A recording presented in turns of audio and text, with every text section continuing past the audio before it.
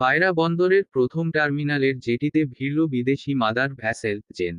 পটুয়াখালীর কলাপাড়ার পায়রা বন্দরের প্রথম টার্মিনালের জেটিতে পরীক্ষামূলকভাবে প্রথমবারের মতো ভিড়েছে পানামা পতাকাবাহী জেন নামের একটি মাদার ভ্যাসেল।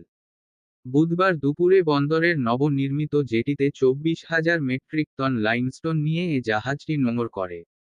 এটি বন্দরের জন্য একটি মাইল ফলক বলে মনে করছে কর্তৃপক্ষ। প্রথমবারের মতো বন্দরের নিজস্ব টার্মিনালের নিজস্ব জেটিতে জাহাজ নোঙর করাই অনেকটা উচ্ছ্বাসিত বন্দরের কর্মকর্তা ও কর্মচারীরা। এর আগে গত 10ই মে জাহাজটি দুবাইয়ের ফৌজিয়া বন্দর থেকে 50,500 মেট্রিক টন লাইমস্টোন নিয়ে পায়রার আউটারে এসে পৌঁছায়।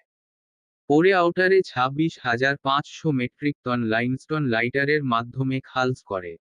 200 মিটার দৈর্ঘ্যে এ জাহাজটির প্রস্থ 33 মিটার। উল্লেখ্য 2013 সালের